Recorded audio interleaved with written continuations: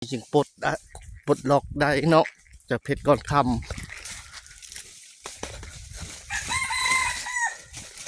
เอาโอ้ย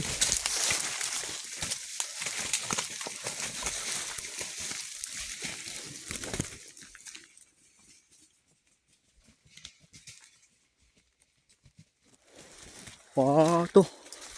หามันเลยหดตาหน้าเลยแล้วเนี่ย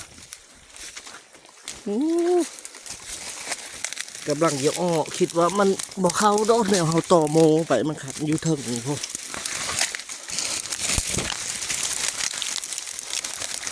ลงพอดลูกเลย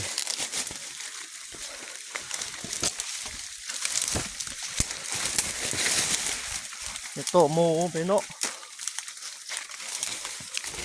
อ๋อที่แม่ถือข้อนี่สับบบลงพอลุ่มเลยนะ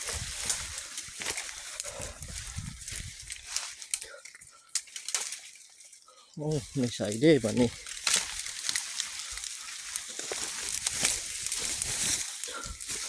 เดี๋ยววะบตายเวทนี่แหละ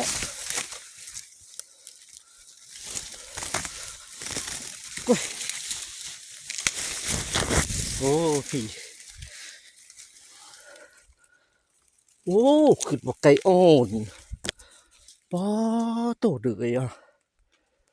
พี่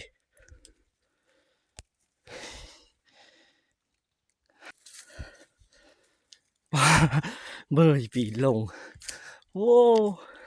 เกือบไรต่อโมไปเด็กเพชรกอดคำต่อเห็นเพชรกอดคำแนมเบิ่งก็อยู่ในหันนางเป็นแปะไม่ค่อยโตโม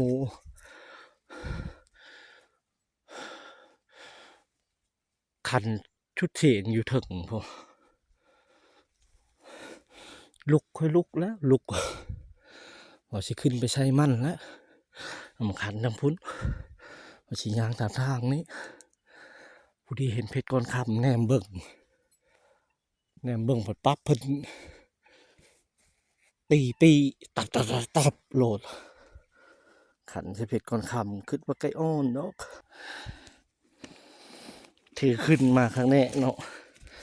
ถือขึ้นมาว่าสิฮับคอนนั่นแหละขันว่าฮับคอนแล้วสิโตขึ้นเพราะว่ายิง3 โตแล้วหมดได้ตายนะครับโตมันเห็นแน่หมาค่อยโตโมยางตามทางเราเถิงขึ้นให้เขาให้เราเถิงยางตามทางนั่งในนี้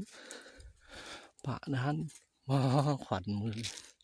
อายมือเต็มไม่พุงเลยเอามันดูเลย